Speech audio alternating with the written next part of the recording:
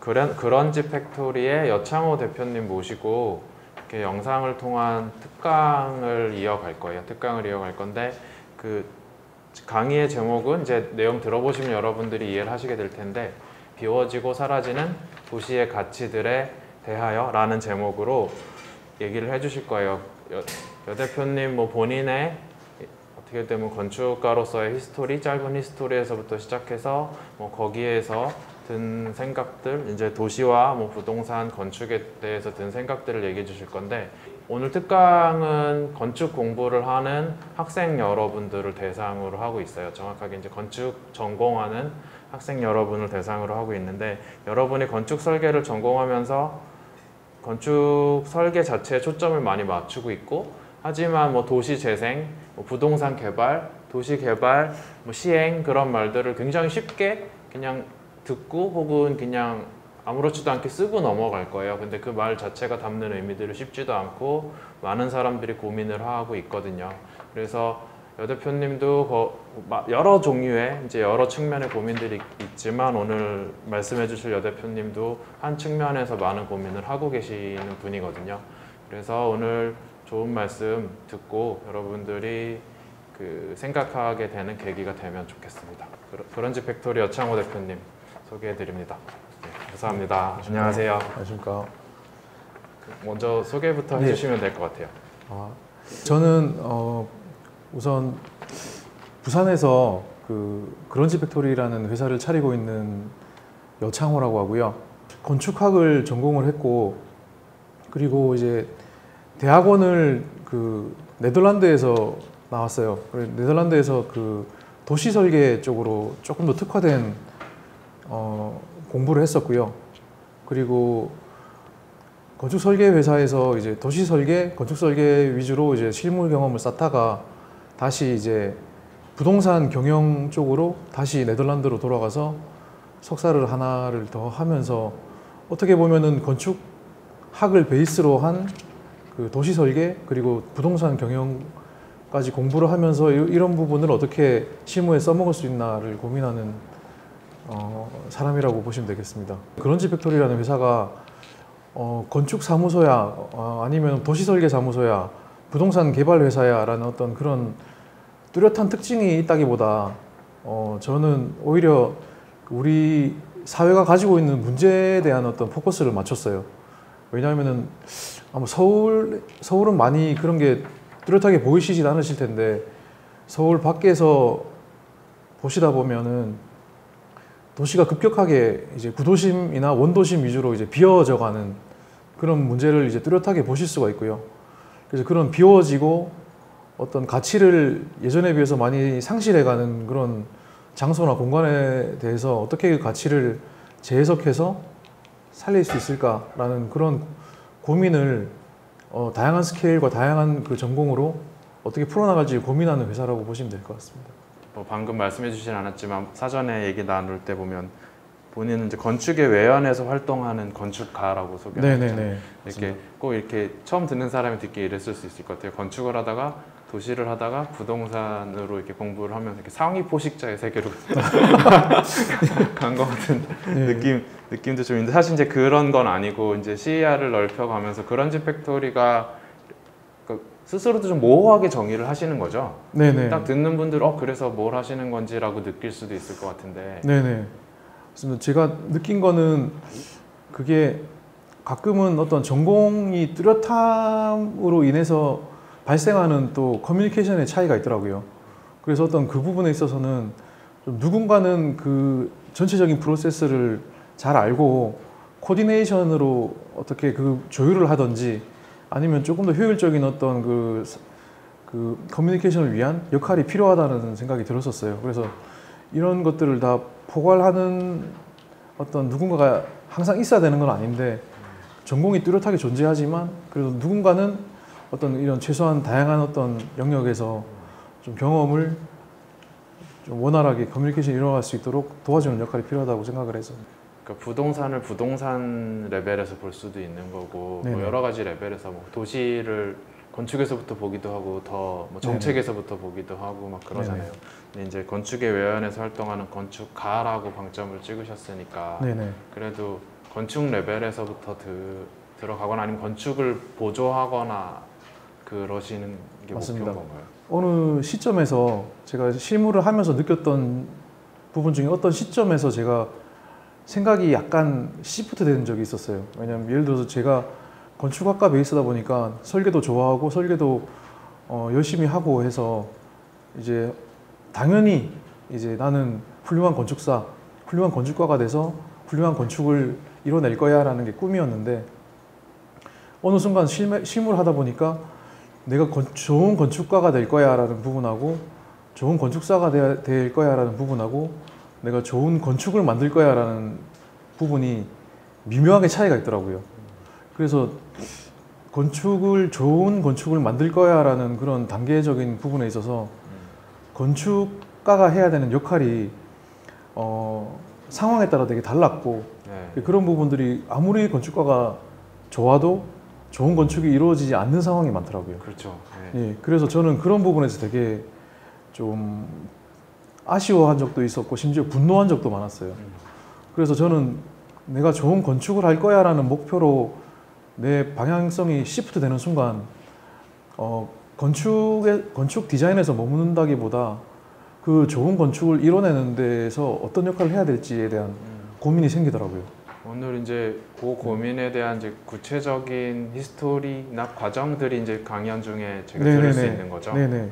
우선 그 건축학을 공부하다가 건축학에서 이제 다른 영역으로 이제 넘어가게 된 계기가 이제 몇 번 있었던 부분이 있었는데요. 그 부분에 대해서 먼저 말씀을 드리면 첫 번째는 이제 건축에서 이제 도시 쪽으로 이제 넘어가게 된 계기가 있었어요. 그 부분은 일단 아마 지금 건축을 공부하는 학생들도 많이 느낄 텐데 지금 제가 알기로는 4학년 때 도시 설계라는 이제 과목이 있잖아요. 네, 저희 학교도 4학년이 다 도시를 공부하고 있습니다. 예. 그래서 아마 그런 부분에 있어서 처음 이제 학생들이 이제 도시 설계에 대한 이제 부분을 접하게 될 텐데 저는 이제 그런 부분에 대해서 관심이 더 많아졌었어요. 그래서 오히려 학부 때도 이제 졸업 설계를 이제 조금 도시 설계와 연관된 이제 건축 설계 이런 쪽으로 제가 이제 마무리를 지어서 졸업을 했던 기억이 있고요. 건축을 정확하게 객관성을 가지고 디자인을 하기 위해서는 그 주변의 컨텍스트라든지 도시적인 맥락은 너무나 필수적이라는 생각이 들었었어 가지고 그런 부분을 이제 어떻게 객관화시켜서 디자인을 좀 설득력 있게 스토리를 만들 수 있을 것인가라는 고민을 많이 했었고요.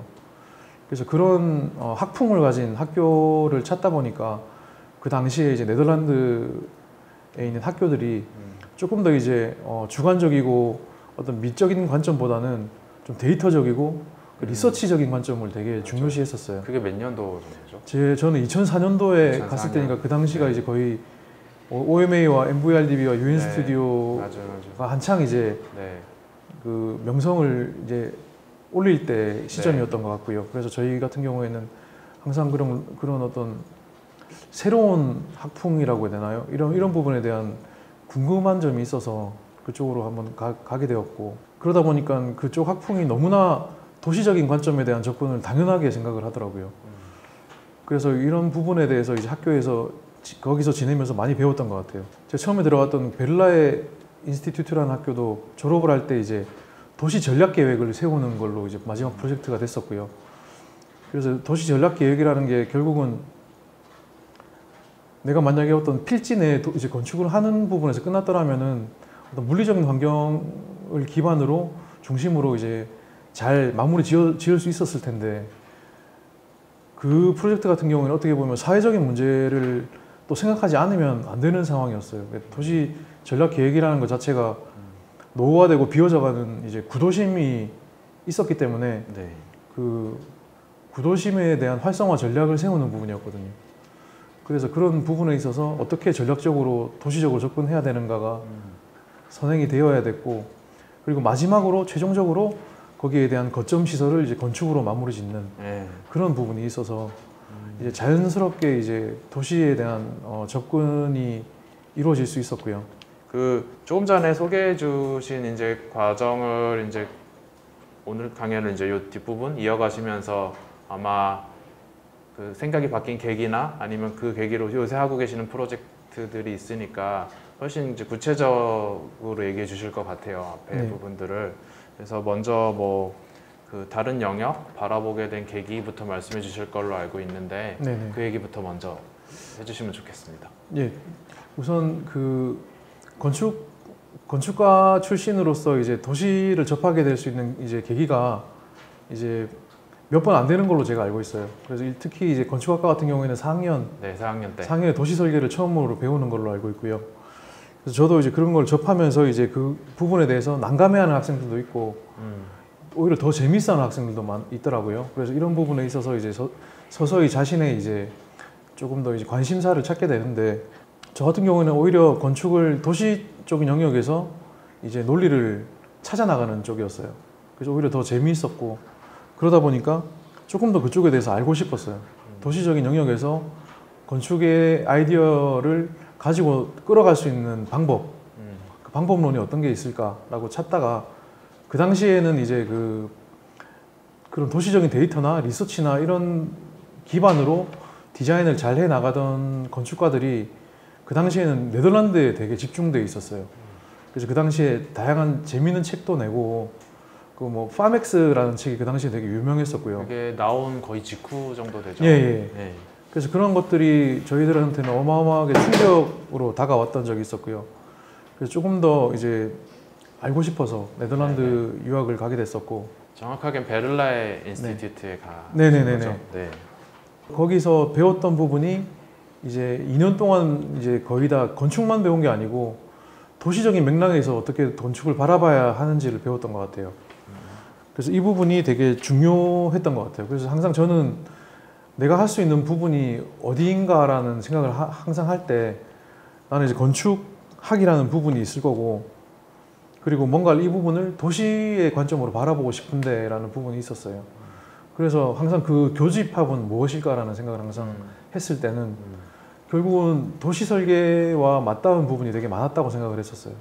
예. 그래서 도시 설계 쪽으로 저희가 많이 유학을 가서 많은 프로젝트를 했던 게 있는 것 같고요. 베를라 인스티튜트의 그 저는 잘 모르지만 그 학교에서 다루는 프로젝트 자체가 다 경계선에 있죠, 대부분. 네네, 맞습니다. 네. 그래서 그 계기가 됐던 그런 프로젝트를 하나 좀 소개해 주시는 자리가 될까요? 그 빌라의 인스티튜트라는 학교 자체가 보통 그 커리큘럼 자체도 그 어떤 그 건축가나 어떤 그 교수님들이 프로젝트를 가지고 와야 되는 성격이 있어요. 그래서 이게 이론적인 프로젝트를 계속 진행하는 게 아니고 실질적인 프로젝트를 가지고 와야 됩니다. 그래서 그 스폰서가 있어야 되고요. 그래서 이제 스튜디오를 진행시킬 한 학기나 2학기 동안 이제 진행시킬 그 예산을 따와 가지고 와야 돼요. 그래서 프로젝트를 마무리하는 개념인 거죠. 네네, 실제로 도시 프로젝트를. 네네, 맞습니다. 네.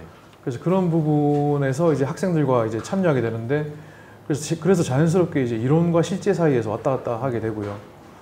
그러면서 특히 이제 주로 이제 하는 부분이 이제 어떤 컨셉적인 기본 계획 수립 이런 부분이 있고요. 그리고 어떤 좀 더 크게 봤을 때는 어떤 도시 전략 계획 수립, 이제 이런 부분에서 이제 그 석사급 이상의 포스트 그레주에이트 학생들을 참여시켜서 이제 결과물을 만들어내는 그런 작업을 많이 시키기도 하고요. 저 같은 경우에는 그 슬로베니아의 이제 수도 루블리아나라고, 그 루블리아나라는 도시 자체가 이제 유럽의 수많은 도시가 가지고 있는 것처럼 그 도심이 이제 비워지고 이제 가치가 이제 상실되는 그런 상황이 많이 생겨서 그런 부분을 어떻게 활성화시킬 것인가에 대한 전략 계획을 수립하는 부분이 저희가 있었고요. 요 그림의 여기라고 보면 되나요? 네. 여기. 그래서 그 부분이 저희가 이제 그 구도심을 활성화시키기 위한 전략 계획을 수립하면서 이 안이 이제 베니스 비엔날레에 이제 출품이 되고 전시가 되고 이제 그렇게 이어졌던 계기가 되었던 프로젝트라고 보시면 되겠습니다. 그러면서 이제 조금 더 이제 도시적인 관점에서 어떻게 바라봐야 될지에 대한 생각이 또 많아지더라고요. 그래서 이런 부분이 이제 유학을 가게 되면서 건축 하게 되지만 결국은 좋은 건축을 위해서 도시까지 바라볼 수밖에 없구나라는 걸 느끼게 된 계기였던 것 같습니다. 이너링이 상징적인 게 아니고 물리적으로도 구성이 됐었네요. 네네네. 네네. 그게 이제 1차 내부 순환도로라고 보시면 되고요. 네네. 그리고 이제 아우터링이 이제 실질적으로 존재하는 이제 외부 순환도로라고 보시면 됩니다. 그런 부분을 통해서 이제 어떤 건축에서 좋은 건축을 하기 위해서는 도시적인 관점을 가져야 되는구나로 이제 이해를 하기 시작했고요. 네. 그런 부분이 결국은 도시 사회적인 문제와 연관이 안 될 수가 없더라고요. 그래서 아까 말씀드렸듯이 어반 스프롤 현상에 의한 도심 네. 공동화 현상이 이제 되게 중요한 문제로 이제 자리 잡게 되면서 네네. 그 문제를 해결하는 방안으로서 전문가가 어떤 접근을 해야 되냐라고 했을 때 그게 건축이 상당히 중요한 부분이긴 하지만 그 건축이 제대로 힘을 가지기 위해서는 도시적인 얼개가 있어야지 제대로 된 힘을 가지겠구나라는 걸 알게 되는 계기가 됐었고요. 그리고 그런 부분이 오히려 이제 그 조금 더 이제 거기에 대한 실무를 졸업하고 나서 실무를 하게 되면서 느꼈던 부분은 이런 부분에서 어떻게 사회적인 문제가 발생했을 때 건축가의 역할로서 나는 어떤 포지션에 서야 될까라는 고민을 많이 했던 것 같습니다. 그래서 이게 건축가라고 해서 모두가 같은 포지션에서 쓸 수 있는 상황은 아니고요. 그죠. 네. 그래서 난 어떤 그 도시 사회적인 문제가 발생했을 때 그거를 해결할 수 있는 역할로서 존재를 하게 된다면 어느 포지션에 서야 되는 상황이 생기더라고요. 결국은 뭐 그 전에 공부할 때는 그냥 막연했던 게 포지셔닝이 그때 처음 되기 시작하신 거네요. 네네, 맞습니다. 되게 포지셔닝이 첫 포지셔닝이 어떻게 보면 건축보다는 조금 벗어났다고 하긴 좀 이상하고 표현이 안 좋은 것 같아요. 벗어났다는 표현이 그러니까 도시와 약간 경계선에 같이 네네네. 포지셔닝하는. 맞습니다. 좀 그런 부분이 다양하게 존재를 했었는데 저 같은 경우에는 이제 런던에 이제 설계사무소에서 일을 하게 될 때 느꼈던 부분 중에 하나는 그때 제가 이제 부동산을 조금 더 알고 싶다는 생각이 들었었거든요. FA. 예. 아, 그래서 그 계기는 근데 사실 건축회사잖아요. 맞습니다. 네. 예, 건축회사고 도시설계 회사긴 한데 네네. 실무적인 일을 접하게 되면서 동시에 많은 부분을 느꼈던 계기가 되었던 것 같습니다. 예를 들어서 그러니까 누구나 아는 설계 회사 같은 경우에는 이제 한마디로 이제 보통 월드 리노운 아키텍이잖아요. 네. 보통 그래서 어떻게 보면 이제 건축에서 어느 정도 이제 레벨에 올라간 어떤 포지션을 가진 월클. 예, 월클 사무실에서 일을 하게 되면서 어쩔 수 없이 랜드마크적인 건물을 설계를 안 할 수가 없게 되고 네. 저는 이제 그런 것들이 이제 보통 건축을 하게 되면은 초반에는 그런 프로젝트에 참여하는 게 되게 자부심이 있는 프로젝트로 이제 생각이 되기도 합니다. 여기 자료들이 그 FA의 지금 랜드마크 프로젝트들인 거죠? 네네네. 제가 참여했던 프로젝트들이고요. 네네. 건축가라는 역할이 어떤 좋은 건축을 하는 데 있어서 긍정적인 역할을 하기도 했지만 어떤 부분에 있어서는 예를 들어서 이제 부동산 개발 회사가 그 수익성이 많이 나는 프로젝트를 만들기 위해서 좋은 건축가의 이름을 이제 앞에 내놓고 그렇죠.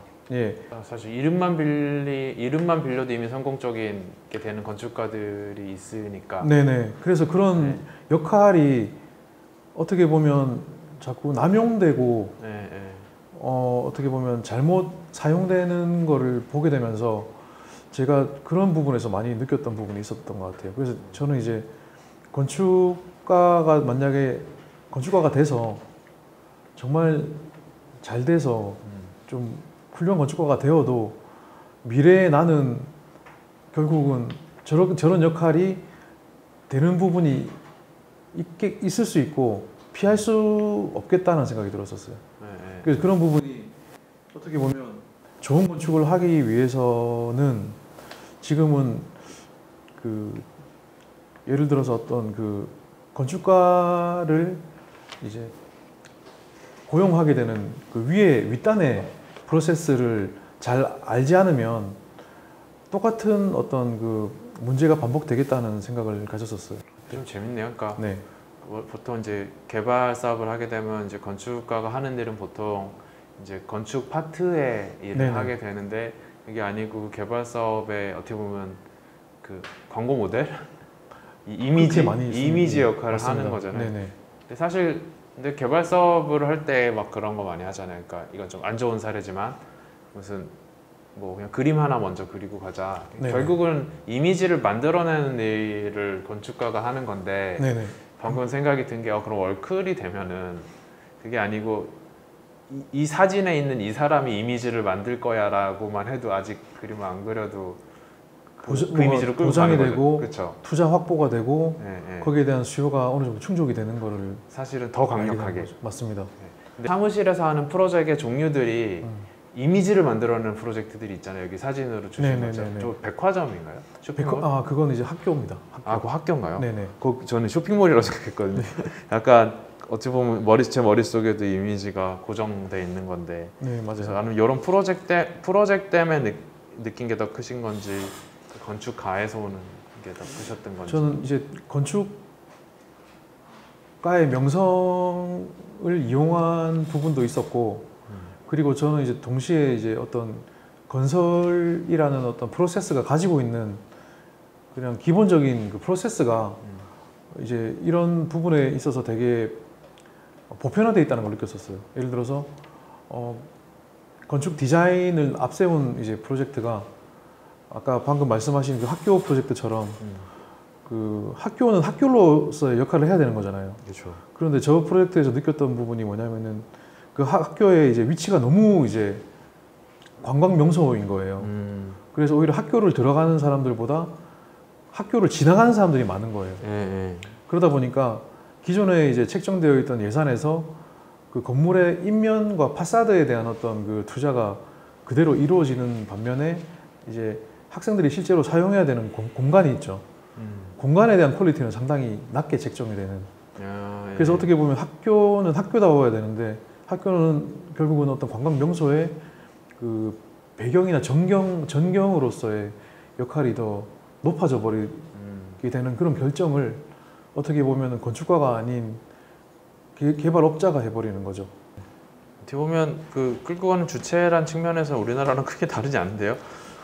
네, 맞습니다. 그래서 저는 이제 그런 걸 바라봤을 때 어떤 다른 나라의 어떤 문제점이라기보다는 이런 어떤 건설 전반에 대한 문제라고 생각을 했었고요. 네네. 그래서 그게 어떻게 보면은 건축 디자이너로서의 역할도 중요하지만 그 다른 역할에 대한 그 지식이나 경험이 없으면 안 되겠다는 생각이 들었었어요. 그래서 그렇네. 그 어떤 나름대로 유명했던 사무실을 다니다가 다시 학교로 돌아가게 된 이유도 이제 그런 거를 모르면 똑같은 쳇바퀴에 돌겠다라는 생각이 들어서 조금 더 알고 싶었어요. 프로젝트 리딩하는 주체가 한 단계가 더 있다는 걸 몸소 체험하신 거고, 그게 이제 학교로 이제 다시 이제 뭐 뒷얘기를 제가 먼저 하면 돌아가신 데가 이제 거기서 이제 부동산 하우징 그쪽 하는 큰 단위는 그렇죠. 그대로 가신 거잖아요. 네네네. 그 계기가 결국은 그런 그 프로젝트의 파워, 구도 같은 걸 경험하셨기 때문에. 네, 근데 그게 도시 맥락을 결국 무시한 파워는 아니네요. 그 주변 상업적 맥락이나 맞습니다. 그런 거에서부터 오는 거니까. 그리고 쉽게 말하면 이제 아까도 말씀드렸지만 좋은 건축을 하기 위한 방법이 저는 이제 건축가로서의 역할이 지금도 중요하지만 상당히 결정적인 부분이 있긴 한데 그거를 실현해 나가는 과정에서 건축가에 대한 설계나 이런 접근이 아무리 괜찮아도 그 윗선에서 판단을 잘못해버리면 상당히 다른 길로 갈 수 있겠다라는 생각이 많이 들었었어요. 네네. 그리고 아까 동시에 그 랜드마크적인 그런 건물들이 그 도시나 그런 장소에 상당히 긍정적인 역할을 하기도 하지만 제가 느꼈던 부분은 그런 어떤 거대한 랜드마크들이 많이 생기게 되면서 그 지역 경제나 어떤 그런 부분에 있어서 상당히 그 부정적인 영향을 끼치는 부분도 많이 봤었거든요. 그래서 저는 이제 어떤 디자인을 하고 만족스러운 디자인을 해서 당선이 돼서 실현이 됐을 때 이런 그 실현된 건물을 과연 좋은 건축이라고 부를 수 있을까라는 질문을 스스로 계속 했었어요. 그래서 이런 부분에 대해서는 상당히 건축가들 내부에서도 되게 의견이 갈릴 수 있을 것 같아요. 이런 부분이 나는 어떤 도시 사회를 바라보는 입장에서 내가 설계한 그런 건축물이 랜드마크적인 요소가 생겼을 때 이런 부분이 지역 사회에 미치는 영향이 부정적이고 나쁜 이제 영향이 다양하게 존재할 텐데 저는 오히려 좀 악영향을 끼치는 부분도 많이 봤어서 되게 혼자 고민을 했던 기억이 납니다. 예를 들어서 최근에 지은 허드슨 야드 프로젝트도 있습니다. 네. 그런 부분도 어마어마한 이제 개발 사업인데 그 안에 이제 뭐 헤더윅도 있고 다양한 어떤 랜드마크적이고 정말 감각적인 프로젝트들이 있었거든요.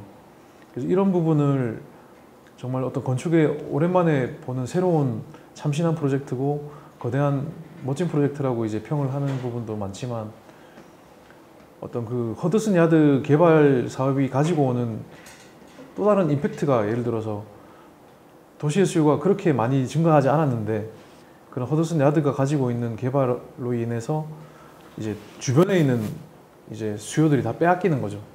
이게 다 새로운 공동화를 만들어내는 그런 사업들이 과연 필요했었고 과연 정당한가 그런 부분까지 생각이 되더라고요.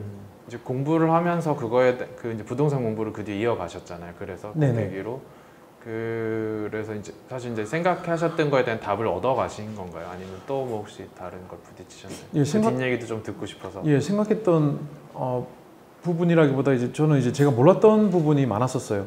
그걸 배우게 되면서 이제 그 전에는 제가 생각하고 싶지만 생각할 수 없었던 부분이 이제 조금씩 이제 개념이 정립이 되기 시작했던 부분이 이제 돈이라는 부분이 있었어요. 그러니까 접근 방향이 하나 더 생긴 거네요. 네네. 그러니까 돈에서부터 하는 사람이 있고 그쪽에서 오는 프로젝트를 리딩하는 파워가 있다는 거는 네네. 파워라는 단어 사용이 조금 조심스러운데 꼭 뭐 권력, 뭐 위아래가 있는 것처럼 느껴져서 전 단순하게 그냥 힘의 방향 중 하나로 말씀드린 건데 파워란 그렇게 얘기하는 게 더 낫잖아요. 네네네. 사실은 이제 다른 학문적으로도 이미 다른 방향에서 가고 있다는 거를 보시게 됐다는 거잖아요. 네네네. 네. 맞습니다.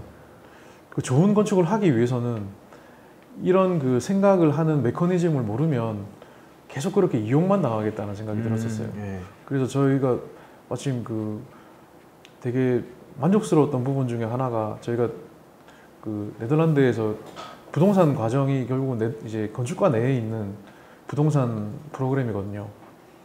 그래서 거기서는 어떤 방향으로 가르쳐 주냐면은 이제 수익성을 거둘 수 있는 부분에 대해서 이제 맥시멈에 대한 어떤 파악을 해주는데 동시에 어떤 그런 그 개발을 하는 부분에 있어서 어떤 그 기존의 이제 원주민이나 기존에 이제 그 지내게 되는 주민들이 최대한 이제 그 개발에 의해서 내쫓기지 않는 방향으로 하기 위해서는 어떤 방침을 세워야 되냐를 고민을 해요. 그래서 그런 부분을 최대한 존중을 하면서 거기서 이제 사업성을 책정을 하게 만드는 거죠. 그래서 사회적인 문제를 최대한 발생을 안 시키고 개발을 하게 만들면서 어느 정도 적정한 사업성을 가져갈 수 있는 그런 그 범위는 어디인가를 파악하게 만들어주는 그런 어떤 학풍이 있었어요. 그래서 그게 어떻게 보면 네덜란드가 가지는 학풍이라고 볼 수가 있고 그런 부분에서 되게 많이 배웠던 것 같아요. 그렇게 해서 이제 세계의 눈을 다시게 된 건축. 외연에서 네. 바라본 건축가가 되기 위한 이제 시선 세계를. 예, 맞습니다. 그래서 그런 것들이 좀 세계가 따로 떨어져 있다기보다 세계가 같이 작동을 해야 된다는 생각을 많이 가지게 됐었어요. 결론은 결국 같이 작동해야 된다는 생각을 가지시게 된 거고, 네네. 그게 어떻게 보면은 오늘 그런지 팩토리에 대해서 처음 듣는 사람들이 모호하게 느끼는 이유일 네네. 수도 있겠네요. 맞습니다. 보통 한쪽에서만 바라보니까. 예. 그런지 팩토리는 그 제가 세계의 눈이라는 표현을 혼자 써놓고 혼자 꽂혀갖고 그 세계의 눈을 다 갖고 있는 회사인 거잖아요. 네네 맞습니다. 가지려고 하는? 아니, 가지려고 최소한? 네 계속 아니면- 잘 가지고 가려고 하고 있는 회사인 것 같습니다. 아니면 클라이언트들한테 다 가지라고 설득하는?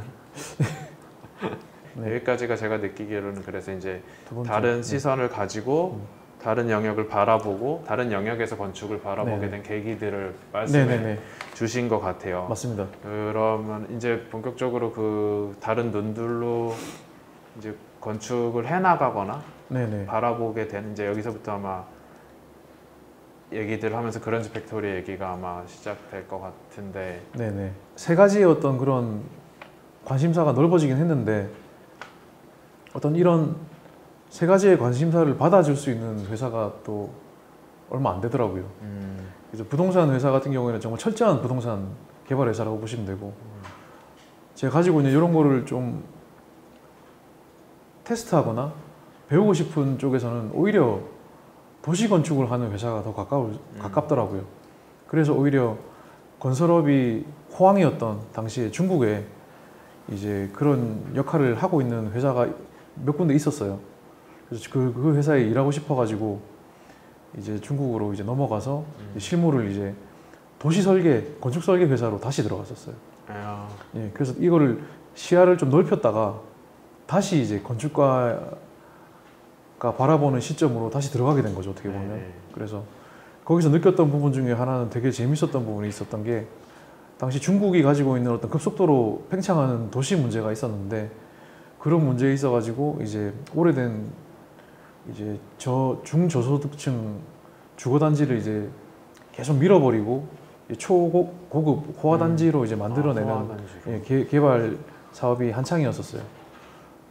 SOM이 마스터 플랜으로 한 이제 고급 주거 마스터 플랜, 복합 마스터 플랜을 이제 통과시켰던 거예요. 이 이미지가 그 이미지인가요? 여기 네 개의 도로 안에 있는 이게 이제 아까 말씀드린 이제 중저소득층 이 이제 건물과, 노동자 계층이 이제 주거하게 되는 이제 네, 주거단지라고 보면 되고 거기가 이런 골목이 많은 골목이 엄청 많은 부분이고요. 이렇게 민 네네네네. 맞아. 그래서 밀려가지고 이제 네네. 주거 개발이 조금 더 타겟을 향상시켜가지고 이제 고급 주거단지로 이제 많이 개발된 사례가 많았고요. 그래서 제가 그 회사에 들어갔을 때 그 시점이 이제 이 중국 건축가들이 이제 그 마스터 플랜을 짜는 데 있어서 과연 그게 최선이었나? 라는 의문을 제기할 시점이었어요. 그래서 그 당시에 그 중국 건축가들이 어떻게 했냐면은 이거는 결정은 돌이킬 수 없는 거죠. 이제 그렇게 된다는 거를 이제 통과된 아니었기 때문에 근데 자기는 과연 그런 어떤 마스터 플랜 초고밀도화된 마스터 플랜을 진행하는 데 있어서 모든 그런 기존에 있던 도시 스트럭처를 다 밀어버렸어야 됐나 라는 의문을 제기하면서 누구도 시키지 않았는데 이제 그들만의 우리들만의 생각을 하는 마스터 플랜을 만들어 보자라고 얘기를 하신 거예요. 그래서 이게 뭐 어떤 스폰서가 있는 건 아닌데 우리 이제 자력으로 이제 우리가 생각하는 마스터 플랜은 뭔가라는 것을 그 땅에 똑같은 땅에 마스터 플랜을 이제 우리가 스폰서를 받은 것처럼 해서 진행을 했었어요. 그래서 나왔던 안들이 이제 최대한 이제 살릴 부분은 우리가 조사해가지고 살리고 보존해야 될 부분은 보존하면서 동시에 그 스트럭처를 공존시키는 고밀도화된 이제 마스터 플랜을 이제 진행을 했었고요. 네네. 그래서 그런 부분들을 이제 다양한 콜라주로 어떤 표현을 했었는데 그 나중에 보시겠지만 어떤 상징적인 콜라주를 만들어내고 이런 부분들을 이제 지식인들이나 어떤 그런 도시 건축 이제 그쪽의 전문가들한테 조금씩 이제 알리고 공감대를 이끌어내려고 많이 노력을 했었어요. 그래서 이거는 바뀌지 않을 결정이지만 직접적이지 않은 이제 어떤 그런 그 반응인 거죠. 그건 잘못된 결정이지 않냐라는 그 부분이었는데. 콜라주가 여기 지금 이미지가 있나요? 네. 이게 대표적인 콜라주긴 한데. 아, 이런 식으로요. 그래서 제가 이제 그 회사에 들어가서 일하면서 봤을 때는 조금 무모하게 보였었어요. 네네네. 이게 아무도 돈을 주지 않은 프로젝트였고 어떻게 보면 결정이 된 프로젝트인데 거기에 대한 생각을 스스로 이제 돈을 투입을 해서 이 안을 만들어낸 거잖아요. 이게 어떤 파장을 일으키게 되냐면은 이 시도가 그 심천이라는 도시에 가지고 있는 어떤 도시 건축 그리고 교수, 학계 이런 쪽에 대해서 조금 파장이 생긴 거예요. 건축을 바라보고 도시를 바라보는 전문가들 그런 부분들이 어떻게 보면 행정이나 거기서 바라보는 쪽에서 놓치고 있는 부분들을 일깨워주는 사례였던 것 같아요. 그래서 이게 어떻게 보면 왜 우리는 몇 안 되는 이제 도시의 기억들을 이렇게 불필요하게 사라지게 만들고 없애버려야 하나 그런 것들을 이제 얘기해준 계기였던 것 같고 제가 우려 처음에 했던 것처럼 그게 되게 무모하게 느껴질 수도 있었는데 그런 파장들을 계속 만들어냈던 게 결국은 또 다른 이벤트로 이어지게 되고 그런 것들이 결국 또 다른 이제 문제 제기를 하게 만드는 다양한 사람들이 참여를 해서 네네. 이런 그 도시 현상을 다시 한번 이해하게 만드는 되게 중요한 계기가 됐던 것 같아서 옆에서 보면서 되게 강한 인상을 받았던 것 같아요.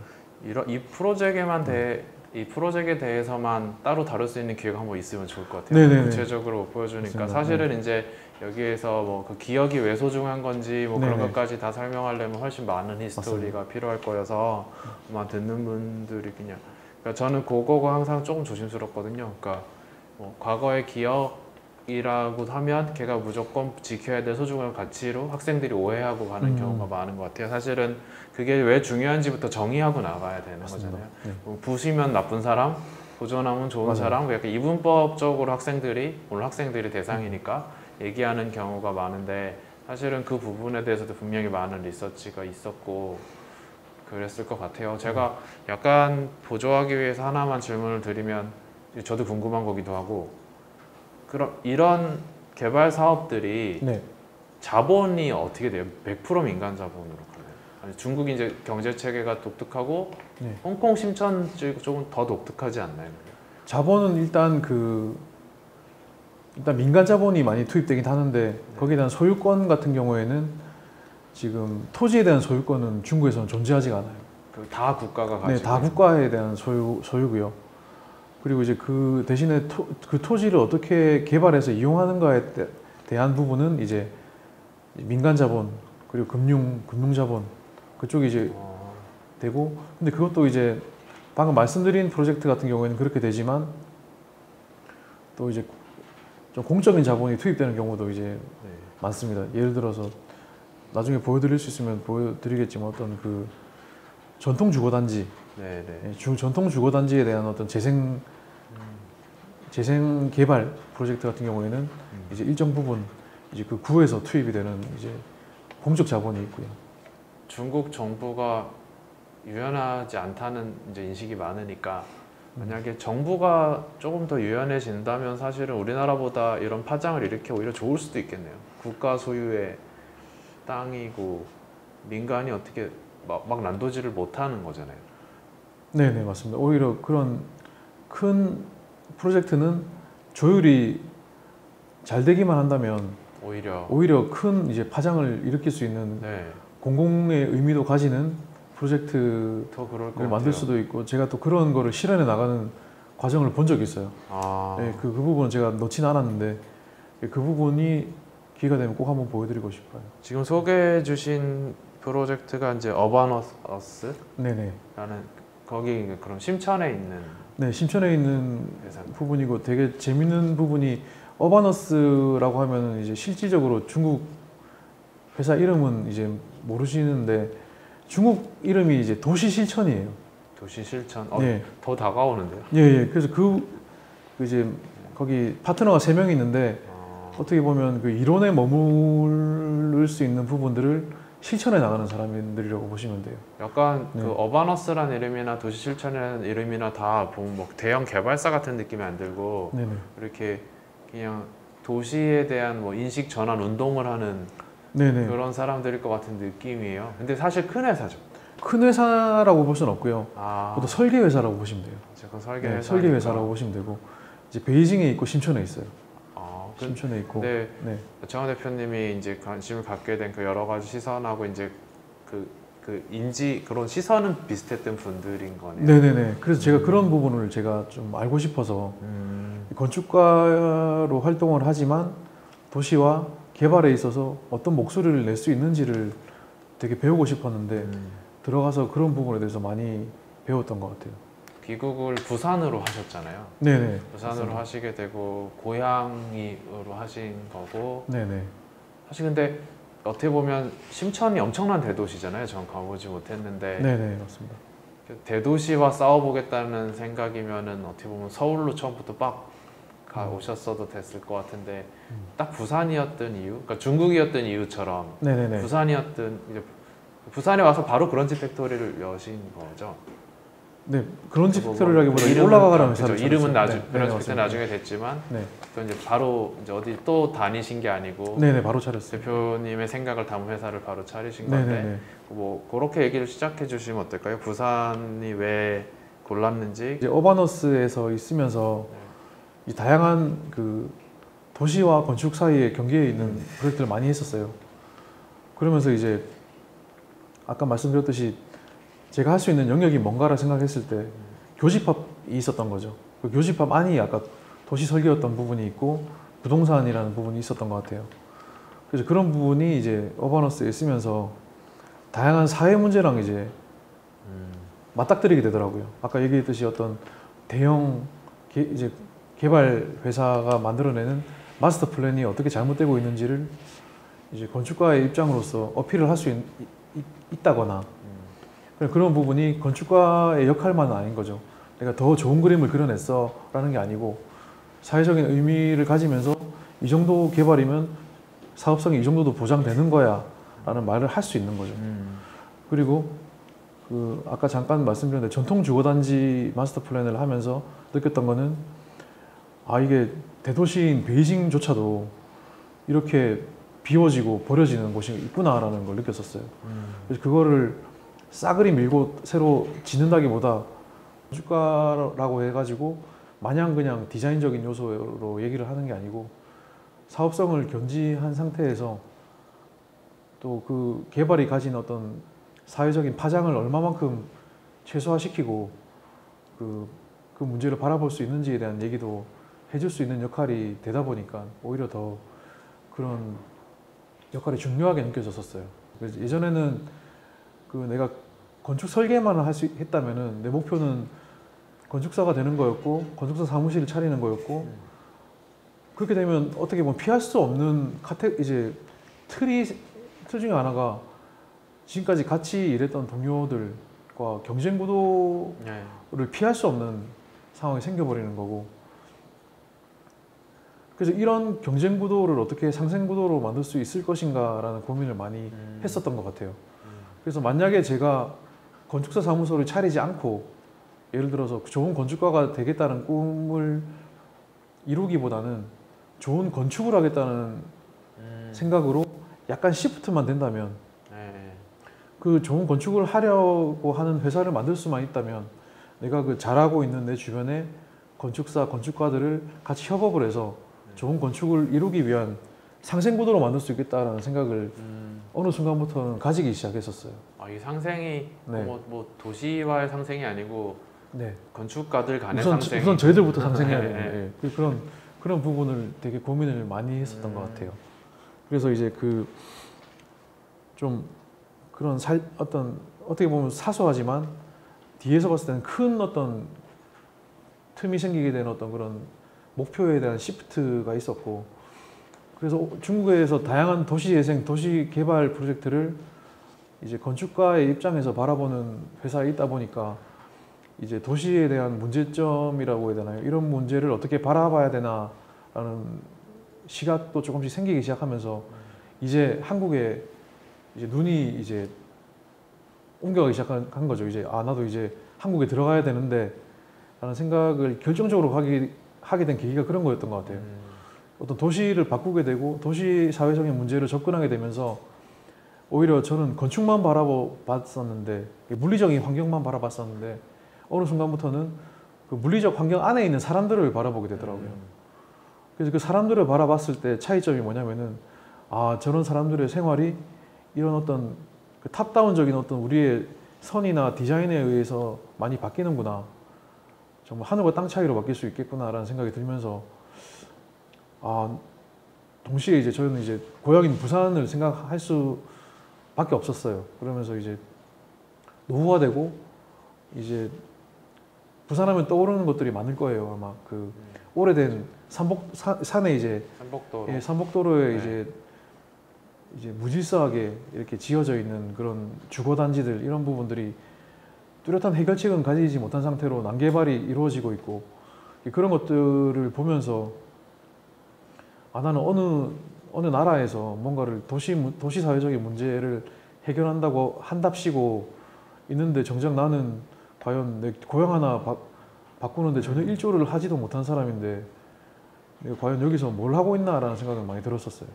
전략적인 선택이라기보다 부산이란 선택은 어찌 보면 개인사가 합쳐진 당연한 선택.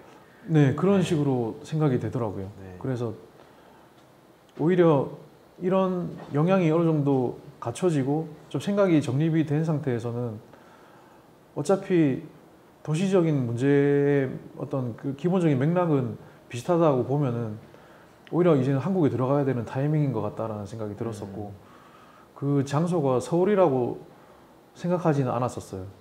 왜냐하면은 서울이라는 부분이 당연히 시장이 가장 크고 이제 또 가장 이제 수준이 높은 부분도 있지만 동시에 그만큼 지방이 가지고 있는 어떤 버려진 부분이 많았거든요.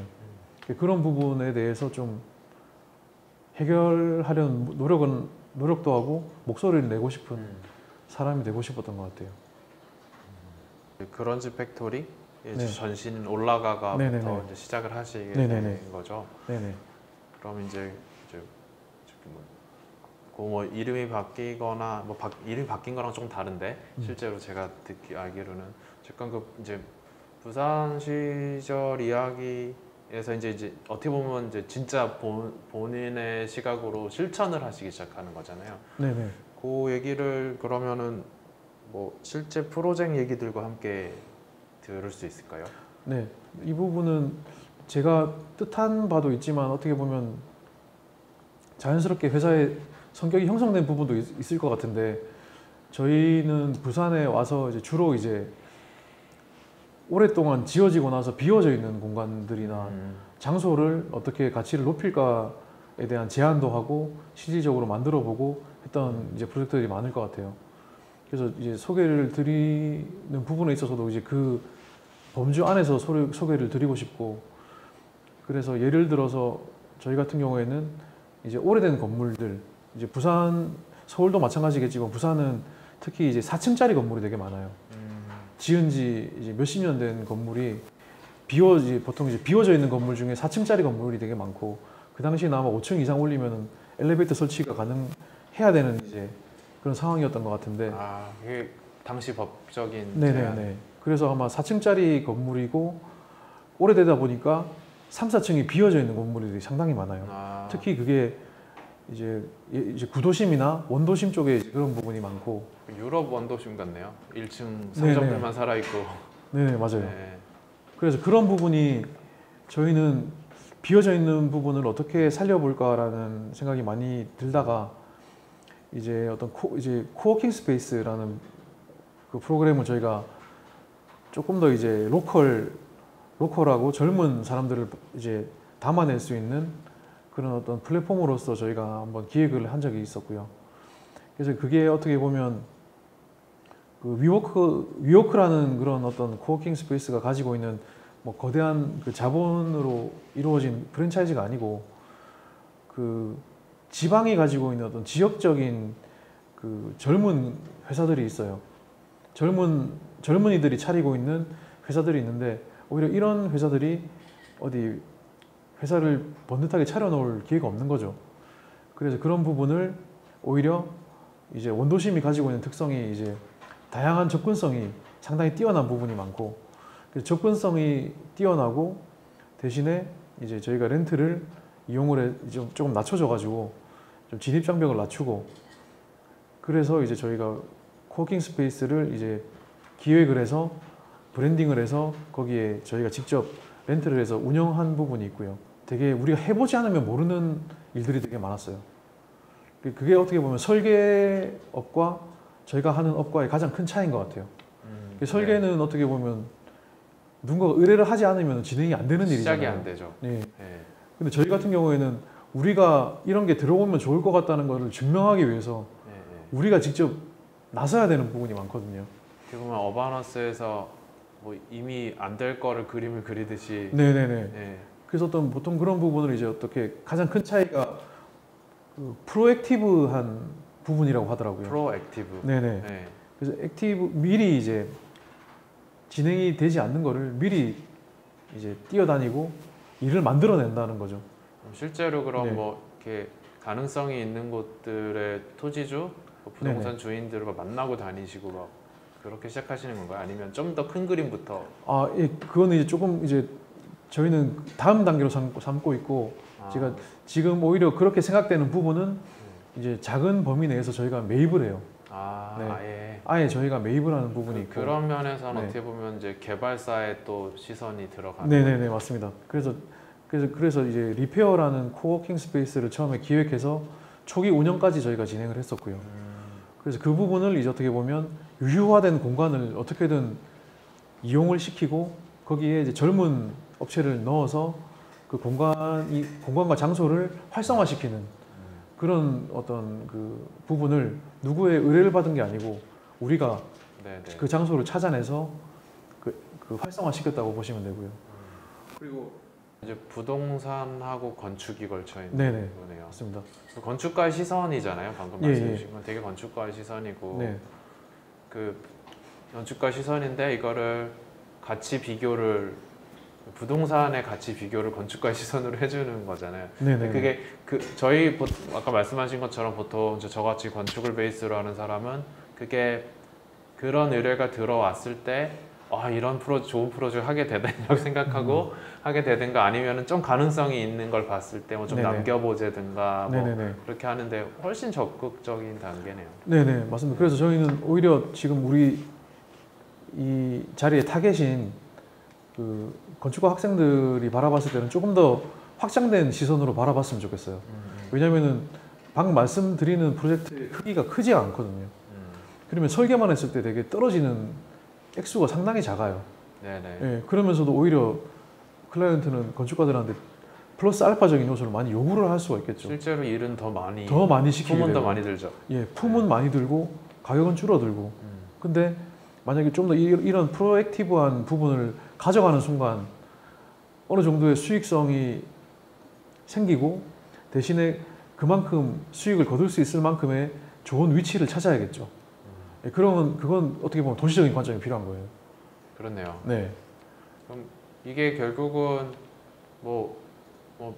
일반화하긴 조금 힘들잖아요. 사실 네네. 도심의 빈집들을 부수는 것보다 네. 재생하는 게 좋다라고 규정하긴 좀 힘들고 네네. 그러니까 그 재생되는 게 가치를 가져올 수 있는 네네. 곳을 여러 가지 복합적인 시선으로 찾아내야 됩니다. 그러니까 그게 더 좋은 가치니까 네. 재개발보단 보존을 생각해야 돼라고 가르치긴 조금 힘든 거죠. 네네네네. 일반화시키기는. 네네 맞아요. 네. 되게 중요한 부분이 그런 것 같더라고요. 현실적인 문제 중에 하나가 이제 여기는 예를 들어서 뭐 이노베이션보다는 뭐 하필해서 신축이 나 이런 네네네. 얘기가 그런 게 가능해도 그 각각의 어떤 처해 있는 상황이 다를 수 있거든요. 알아도 못하는 경우가 되게 많아요. 더 낫게 되는 대상이 누군지가 문장에서 빠져 있는 거잖아요. 네네 맞습니다. 신축을 하는 게 설계를 쉽게 하기에는 더 나을 수 있는 거고 맞습니다. 예. 뭔지 모르는 예. 그리고 어떤 그 각각의 어떤 재정적인 상황이 있을 수도 있는 거고. 이제 상생이나 공공에 대한 명확한 시각을 가지고 이윤을 추구할 수도 있다는 거잖아요. 그러니까 이윤 네네. 추구가 꼭 누군가에 피해를 주는 게 아닌. 네네네. 그게 되게 사실 중요한 포인트고 그게 사실 그 아까 말씀하신 그걸 내 고향 부산에서 할 수밖에 없었다라는 말하고 저는 이렇게 울림이 있는 것 같아요. 네네. 같이 한 자리에서 들으니까. 맞습니다. 그래서 어떻게 보면 고향으로 시작을 했지만 저희 고향만 가진 문제는 아닌 것 같더라고요. 네네네. 결국은 지방이 가진 문제인 것 같아요. 네. 지방이 가지고 아, 있는 문제인 것 같고 서울만 이상한 나라니까 거꾸로 보면. 어떻게 보면 제일 그래도 경기가 좋다고 볼 수 있겠죠. 네네. 사람이 많아서 수요가 있고 시장이 그만큼 커지다 보니까 그런 문제를 지방보다는 많이 못 느끼시는 것 같은데 지방은 눈에 띄게 맞아요. 보이기 때문에 그거를 어떻게 이제 어떤 아까 말씀드렸듯이 공공의 어떤 이익을 가진 그런 의미가 아니고 정말 그 사람들의 개개인의 삶에 맞닿아 있는 문제거든요. 그렇죠. 그 부분이 어떻게 수익성을 가지면서 장소를 재생할 수 있을지에 대한 고민을 항상 해야 된다고 생각을 하고요. 재생 얘기들 지금 어떻게 보면 이제 코워킹 스페이스 얘기, 네. 이제 자생주택 프로젝트 네네. 얘기를 해주신 건데요. 네네.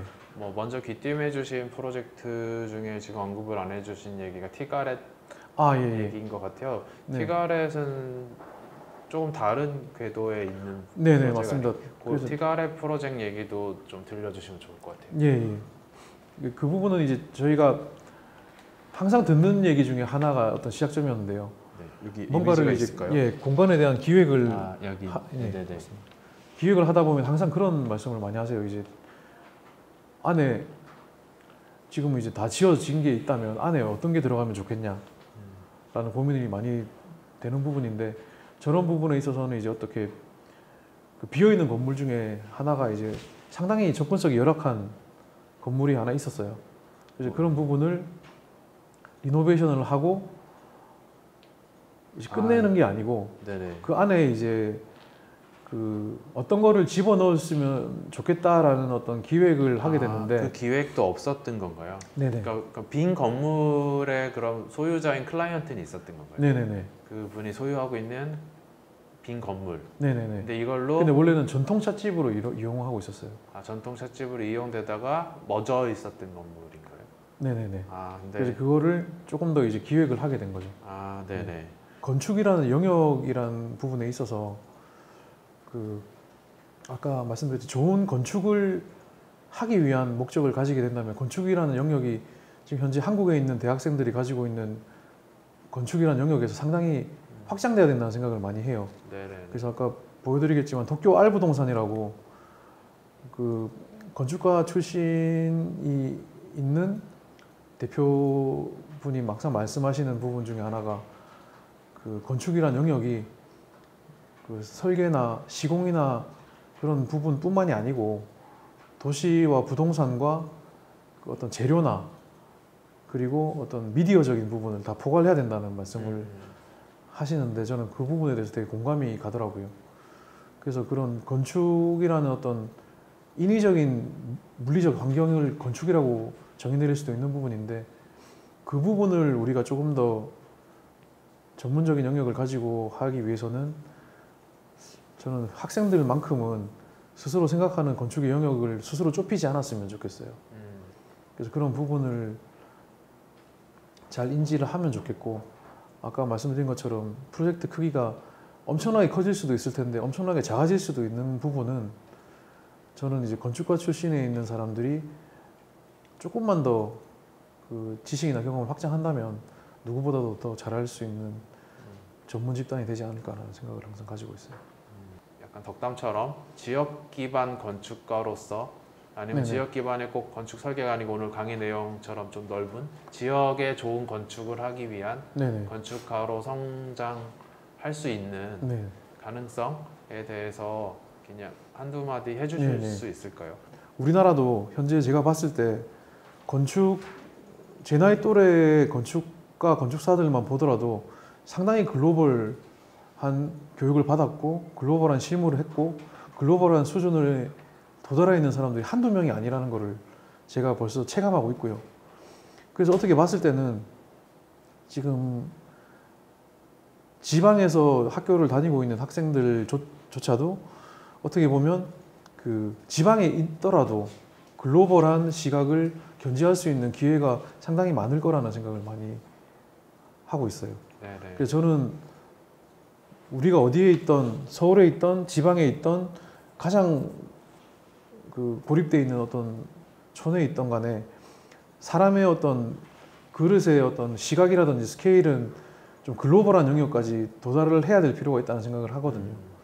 그래서 제가 거기서 느꼈던 부분은 결국 사회 문제와 도시 문제는 그렇게 동떨어져 있는 문제가 아니었고 누구나 사람들이 고민하는 문제는 서로 맞닿아 있었고 그래서 그런 부분들이 상당히 이제 제가 세상을 바라보는데 되게 도움이 많이 됐던 것 같아요. 그래서 저도 항상 이런 부분에서 특강을 많이 하는데 항상 저는 이제 마무리할 때 하는 얘기가 이제 글로벌하게 생각을 하고 로컬하게 행동하고 실천해라 라는 얘기를 항상 하거든요.